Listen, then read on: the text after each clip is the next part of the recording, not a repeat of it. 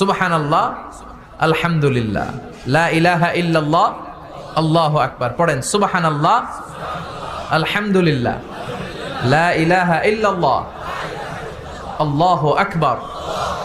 এই চারটা জিকির হচ্ছে শ্রেষ্ঠ জিকির। শ্রেষ্ঠ তো শ্রেষ্ঠই তো পাইছেন, আর এদিক ওদিক তাকান কেন? পড়েন ইচ্ছা মতো। এই চারটা জিকির একসাথে মিলিয়েও পড়া যায়, আলাদা করেও পড়া যায়।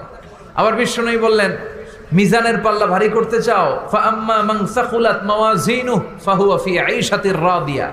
মিজানের পাল্লা যারা ভারী করতে চাও তারা দুইটা জিকির করবা, সুবহানাল্লাহি ওয়া বিহামদিহি, সুবহানাল্লাহিল আযীম। এই দুইটা শব্দ কালিমাতান হাবিবাতান ইলার রহমান, আল্লাহর কাছে খুব প্রিয়। সাকিলাতানি ফিল লিসান, এই জিহ্বার মধ্যে এই শব্দ দুইটা উচ্চারণে খুব সহজ, খুব পাতলা। সাকিলাতানি ফিল মিজান, কিন্তু এই শব্দ দুইটা মিজানের পাল্লায় রেখে দিলে অনেক ওজন হয়ে যাবে।